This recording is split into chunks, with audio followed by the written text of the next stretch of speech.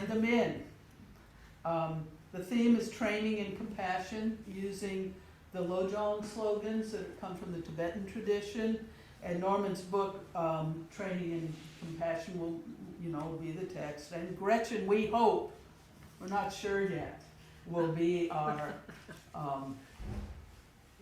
she'll be our Shuso. So, having said that, it makes me crazy looking side to side. Could we kind of move in and fill in this middle part? I don't like to look over there and over here. It's very distracting as I'm trying to speak to you. And as soon as, once we have you settled in this way more intimately, because the theme of intimacy is going to be a part of this. Marilyn's going to be sharing something. I think you're fine there. But this helps me a great deal, so thank you for indulging me. And with that, Marilyn's going to speak a bit for a few more minutes to share a little bit about her dana practice. So I'm going to turn this computer to you, Marilyn. You're on. Hi. And as soon as we got everybody seated, go for it.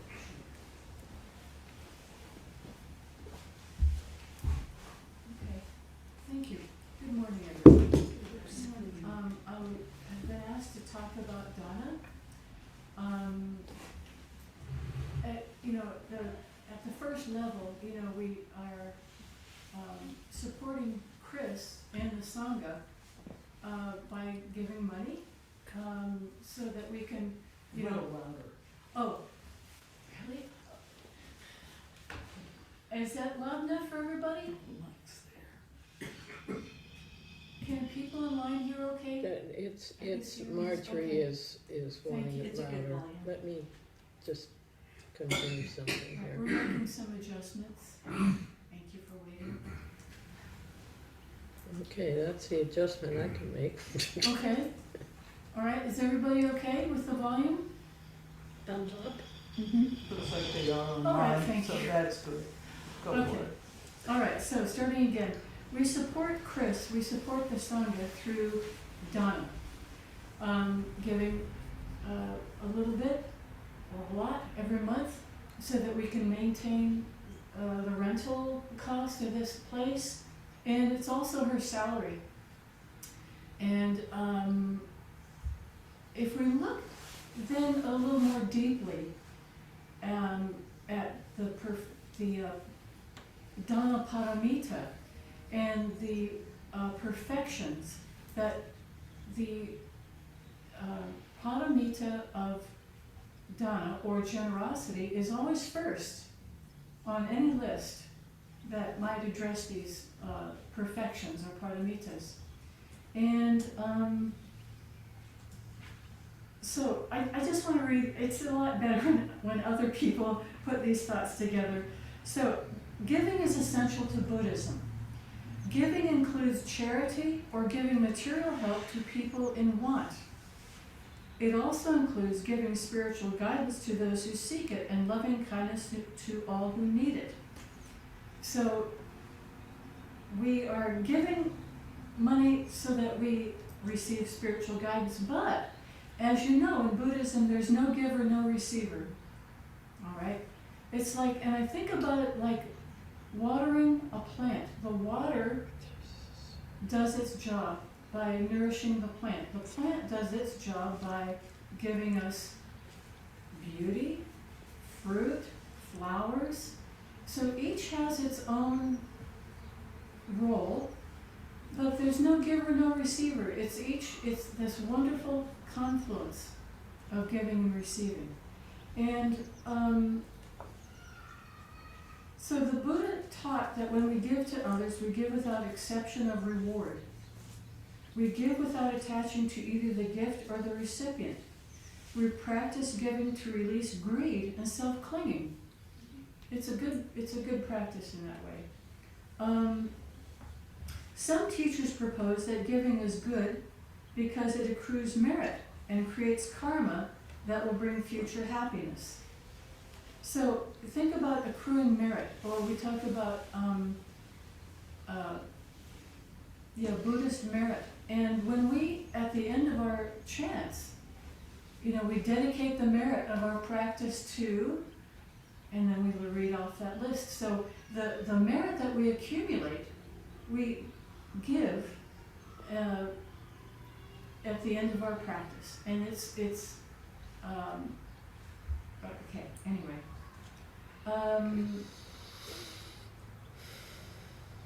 Let's see.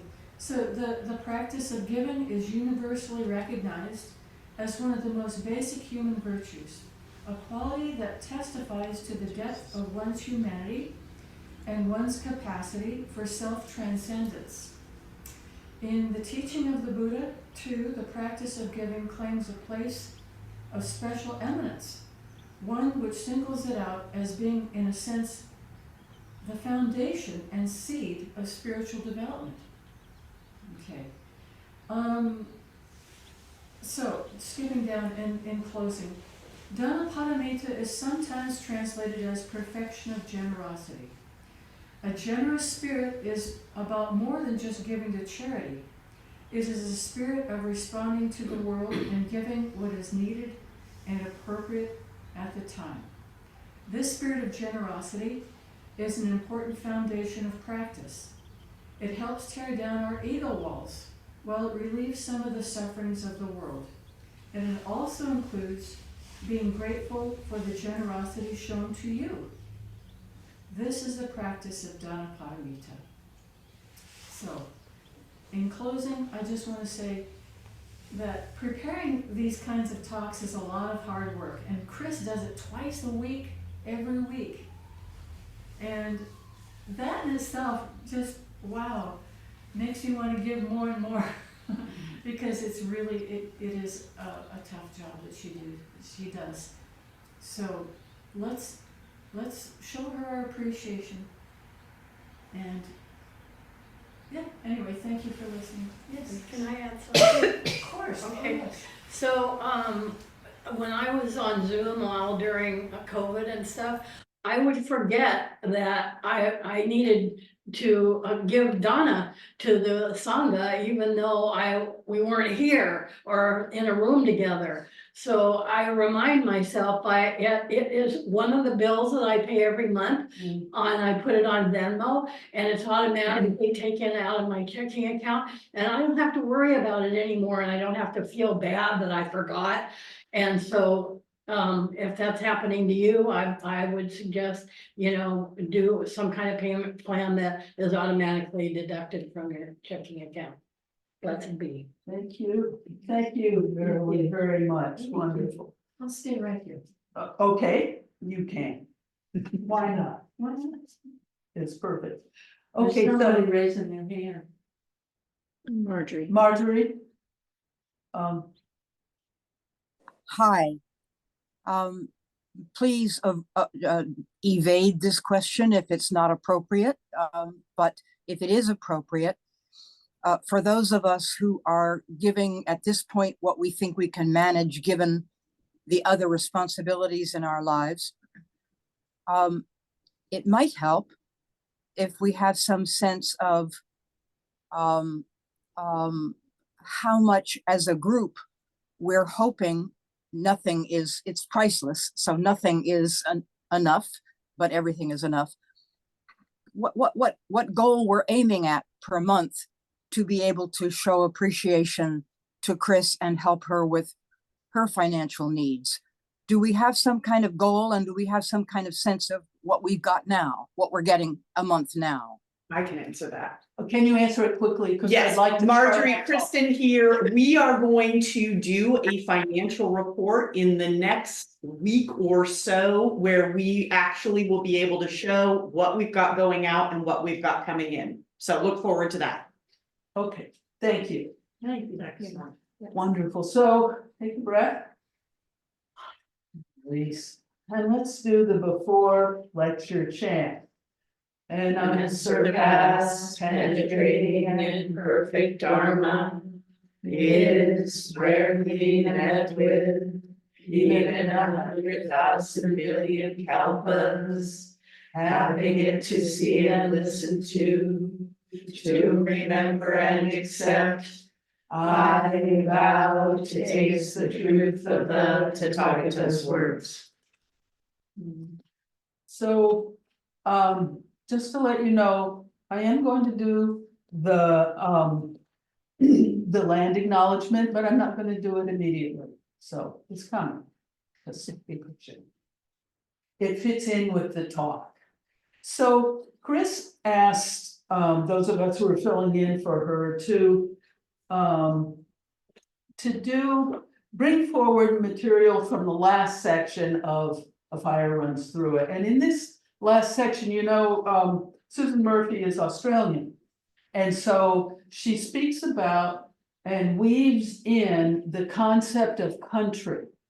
And I chose to really focus on that concept as a part of my talk because I was in Australia maybe, not this past May, June, but the one before.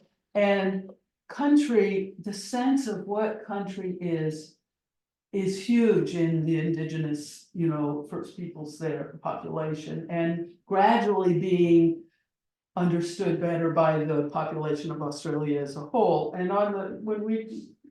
so I'm gonna focus on it, and I'm gonna bring forward, in this first part of the talk, I'm gonna bring forward some material from a couple books I got in Australia, written by, indigenous persons there. And then I'm gonna go a little further into what, how this concept of country relates to a couple koans. And there are two versions of one koan, and the punchline is not knowing is most intimate. And so really what's underneath all this is a sense of intimacy, what that means, what that is, how, and then the third section of my talk is how that might show up in our practical lives. So that's sort of the gist of what's going to go on here. I have to make one apology. I'm going to read a lot to you. I'm going to read to you because I love these readings, these words, and I think the arc of it tells a story. It tells a story about intimacy in a way, and our relationships. So bear with me.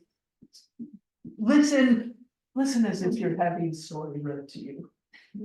So first I'm gonna read to you a bit from this little book, the little red, yellow, black book.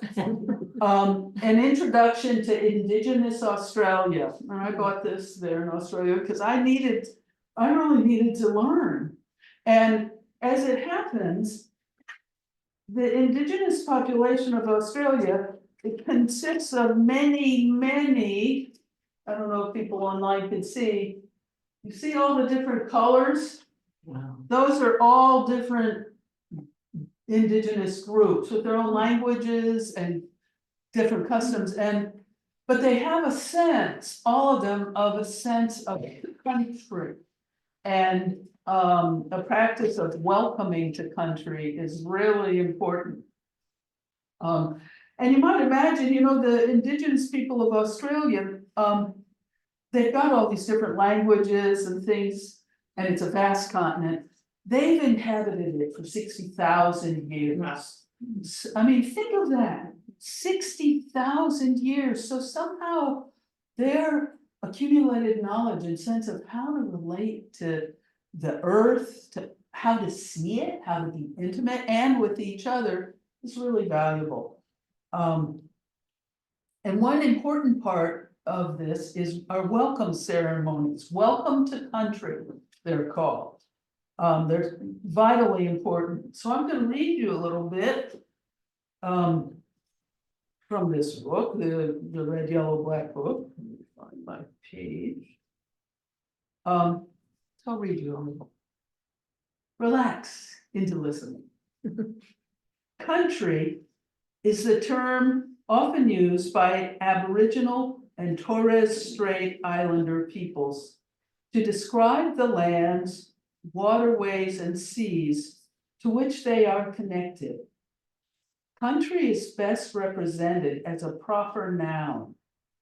The term contains complex ideas about law, place, custom, language, spiritual belief, cultural practice, material sustenance, family, and identity.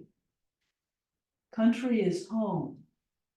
It is a source of knowledge, law, science, spirituality, and survival. It is integral to the transmission of cultural knowledge, skills, and practices. Now, this is going to sound like Chris. Country is alive. It provides physical and emotional relationships with specific places and the ancestral beings that inhabit them. With the passing of the generations, deceased ancestors often become identified with landforms, trees, and spirits that animate the country where they once lived.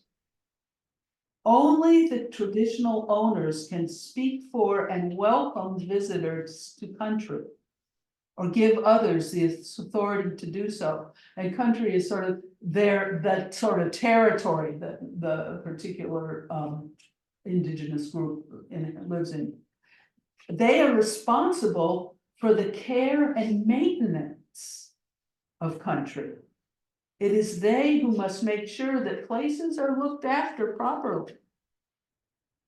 To look after country means to visit it, to acknowledge the ancestors who inhabit it, to call out the ancestors, speak their names, sing the songs, introduce strangers, welcome visitors, and hold the ceremonies that keep country healthy.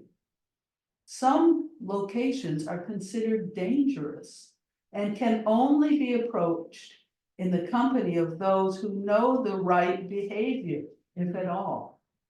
Traditional owners are always concerned about and have responsibility for the safety of others on their country.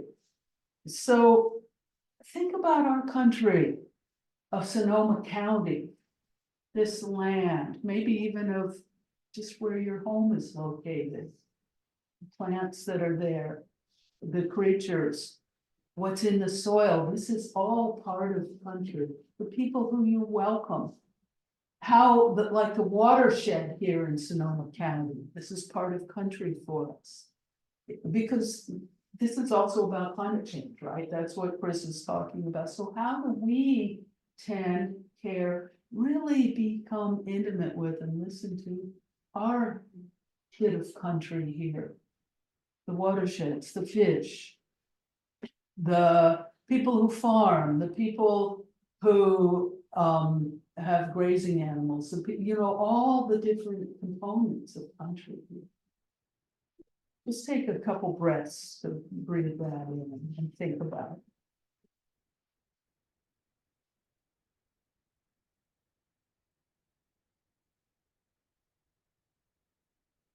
What does this intimacy, this closeness mean?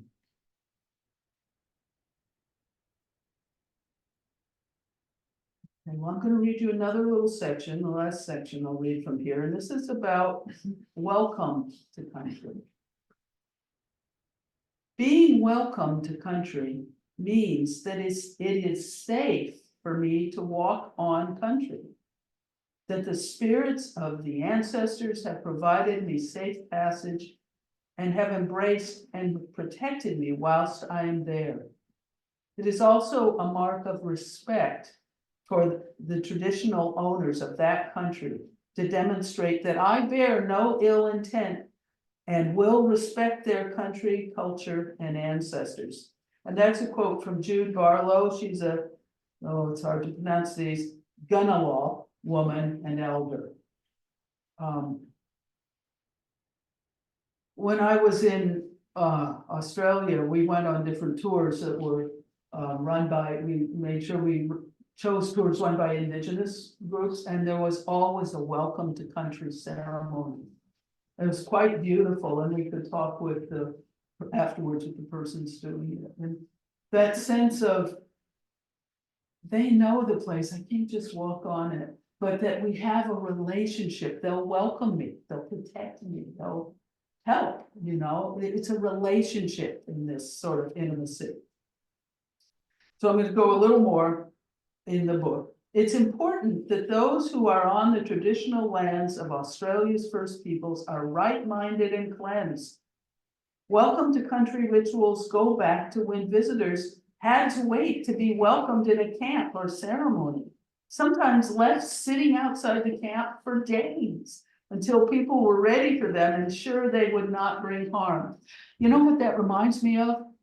It's sitting outside the gate when you want to go and join a monastery in Japan, you had to kind of sit outside the gate and prove sort of that you were really present and willing to open to and be open to being there and following the guidelines, but that you're open to that intimacy. So sort of interesting, they had like waiting outside the gate. And that the people inside had a responsibility to see, well, how do we feel about this? This is an intimate exchange. Welcomes have become strong features of contemporary Australian life and are often held at the beginning of meetings and events, and may include song or dance and other local rituals, such as smoking ceremonies, where they smoke the area. Welcomes can only be given by the traditional custodians of that country or those who are given permission by the traditional owners to do so. Indigenous Australians acknowledge when they're on the land of traditional owners, and increasingly, non-Indigenous Australians do the same. So this is kind of working through that culture. What could be here? These and other gestures of respect acknowledge Aboriginal and Torres Strait Islander ownership and custodianship of the land, their ancestors and traditions. So sort of in that, just sort of in that vein, and imagining what if our relationships were, international relationships were this heartfelt. But now in that vein of just where we are now, I will read the land acknowledgement that Chris usually reads. We respectfully acknowledge that we are on the unceded traditional territory of the Coast Miwok and Southern Pomo peoples of the Federated Indians of Great and Rancheria. We offer our gratitude to them and their descendants for their care for and teachings about our earth and our relations. May we honor those teachings. And just to give you a preview of coming attractions, on Tuesday when Chelsea talks, she's going to talk more about how to work with land acknowledgements. I think to bring them more alive in our lives and practice. But I'm going to carry on here with another little reading. This is from a book, I Am Uluru. You can see these two guys, I think one is Sammy, the other is Sammy and Ronnie. I'm not sure if they're still alive, and but they did give permission for to be on the cover, because not all Indigenous persons want their picture after they've died. But they gave permission. So Uluru is an area, it's a mountain. It's in the center of Australia. You might have heard it as Ayers Rock. Anybody heard of Ayers Rock? Yeah. Well, it's not called Ayers Rock anymore because that was the European name. It's back to its proper name of Uluru. But Uluru is a family. These people, these two people and their wider generations cared for Uluru for thousands of years. And you can visit, we visited Uluru, it's quite fascinating, and there were welcome ceremonies and things now there. And that, it used to be run by the government, right? But in the past years, the Australian government ceded it back to the care of the Anangu peoples, who are the Uluru family, part of the Anangu. And so they run the whole park things, and they got some of the most obnoxious concessions and things out and away from the rock, so you take buses in and there's. Different things you sort of follow, are a few areas you can't go because they're sacred to what's called men's business or women's business. And it's still active and alive. So you can go in places, but not everywhere, and you can't climb to the top anymore. Used to be people would climb to the top of the rock like something to conquer. It's not done anymore. There's a respect. Yeah. So I want to read you just a little, one piece from this. It's about their concept, I guess, of the land in a way. So it's called, this is hard to pronounce, Jukurpa. That's my closest that I can get to the right pronunciation. Jukurpa is the Anangu faith, the foundation for life and society, and describes the Anangu ancestral connections to the land, their culture and others. For the Anangu and for the Uluru family, Jukurpa is everything. It binds them to each other and to the land. It guides them throughout their lives, enshrines the creation and ancestral stories and decrees the law. It defines the Anangu way of living and thinking. I'm going to skip some. It says the word refers to the creation period when the law and morals and all that structure came. And it says the words dreaming and dream time have become part of a wider vernacular. Have you heard of that? Like the dream time or dreaming? And sort of a wider vernacular to describe Indigenous Australian society and history. But and although some Anangu themselves now use that term for ease of translation, in general, they reject that this idea of Jukurpa is a dream. There's no word in the language for dream time. For Anangu and the Uluru family, Jukurpa is truth. And I wanted to read that because it's important. Truth, and it's like what runs through and is all of everything. And what immediately came to my mind was the word Dharma. Dharma, we talk about it as the teachings or the truth or the Dharma of every moment. We talk about Dharma, what?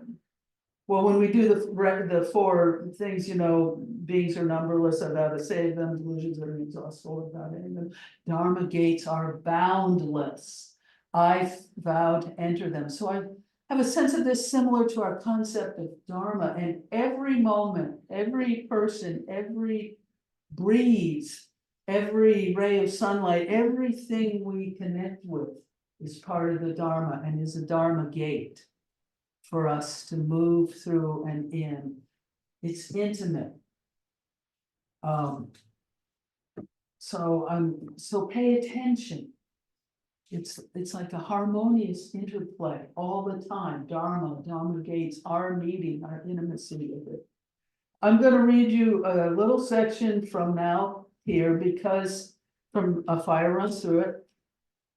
And I chose this because it's about, the words are about, it's a section that's called Us Too. Does that sound familiar? Not one, not two, no separate self, empty of separate self, emptiness. Us too.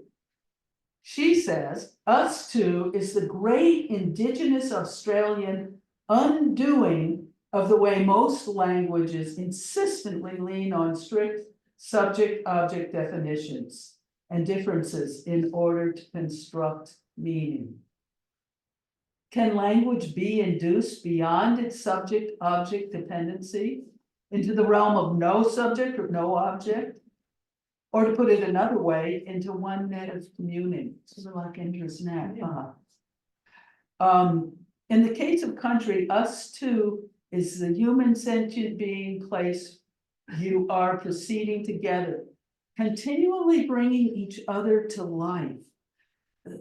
That's what you like, you're going through it, continually bringing, whatever you see, interact with to life. And it reminded me of one of the poems that's chanted at Zen Center. It's the song of the Jewel Mirror Samadhi. We don't chant this poem, but there's a couplet in it that says, when the wooden man begins to sing, the stone woman gets up dancing. It's simultaneous. It's not like one happens and then the next. It's like the singing and the dancing come together. Each moment for us as we interact with anyone, anything, any part of this great earth, it's simultaneous and changing. Like a kaleidoscope, every shift and the whole thing's different. I think it's something like that. No separate self, empty of separate self. So now, not lastly quite, but to move along, I wanted to bring us into the realm of Zen a little more. And this koan, because she brings in koans, right? So the koan about not knowing is most intimate. Norman Fisher gave a great talk at the Headlands, at an Everyday Zen All Day Sit in 2006, and it's easily available on the Zen website, but I'm gonna just share a little bit about it because this takes us deeper into how we practice our own selves. Dijong asked Fayan, "Where are you going?" Fayan said, "Around on pilgrimage." Dijong said, "What is the purpose of pilgrimage?" Fayan said, "I don't know." Dijong said, "Not knowing is most intimate." And then, let's see in the story, this is Norman now, Dijong is asking Fayan not just about pilgrimage, but about spiritual practice, about life itself. For life is, after all, nothing but a pilgrimage. What's the purpose? Why are we born? Why do we die? What do we really know of our mysterious and fleeting existence? Fayan's answer is pretty honest. He said, "I don't know." He says, perhaps hoping Jizong would shed some light on the question, but Jizong says, "I don't know is just right. It's most intimate." Fayan is awakened by Dijong's response. He suddenly recognizes, as one often does in spiritual practice, that he had what he needed all along, only he didn't know it. The way is right beneath your feet and in every blade of grass, which is exactly also the concept of country. The way is right before us in every blade of grass, in every step. Norman goes on to say, I think I'll just summarize a bit, that the word intimacy in Zen is a synonym for awakening or enlightenment.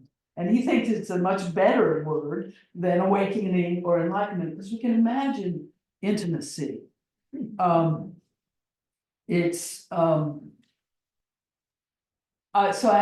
experience of this is when I'm wound up in all my different thoughts or this or that, or my opinion of you, there's a block. I can't be intimate. So the practice is to keep breathing and let those pass.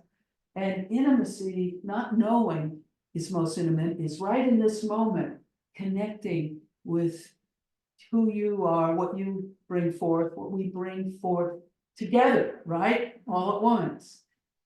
That's intimacy, and it's possible and it is actually happening in every moment, whether we realize or not. So then I've got a little more, sorry, that I wanted to share, if I can find it again. Because there's another aspect of the koan. And where did I put that one? Sorry. There's another version. I'm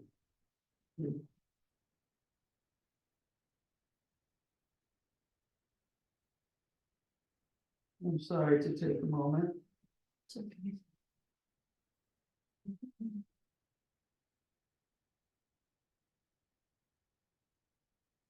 Here it is. It was right in front of me. Right in front of me. Okay. Another Zen master once said, "The way is vast and wide. How could it ever be a matter of knowing or not knowing? Knowing is arrogant, right? I know this. I know you. Not knowing is stupidity. Like to pretend we haven't had the experiences or knowledge of things that we have. The way is far beyond both of these." And then Norman says, Dijon's not knowing is not the opposite of knowing, it's beyond both knowing and not knowing, or to put it another way, it's the real not knowing. It's that intimacy, this moment, this situation that faces us now, this person, this family, this illness, this whatever's going on with the world. It's right here, it's right here. That's being in that not knowing that is most intimate. And Norman ends with, I can enter into this moment, which is always a new relationship, always fresh. I can be moved by what happens, fully engaged and open to what the situation will show me. So those are really good, nice ideas, right? And I think it makes a difference as we walk around in the world or as we read the paper, how if we hold these, this kind of sense of country and of intimacy and not knowing is most intimate. But we can bring it in practically. I was reading the paper the other day. I'm sure you've seen tons of stuff about Measure J, right? And this is not whether you're pro or con, I don't care. That's, I'm not going there. But I know in the articles, you read, oh, these people, what they think for it, and these, oh, no, it's gonna be horrible, and back and forth, and there's all the signs around. It's interesting, many people's needs, longings, fears, ideas on both sides are important.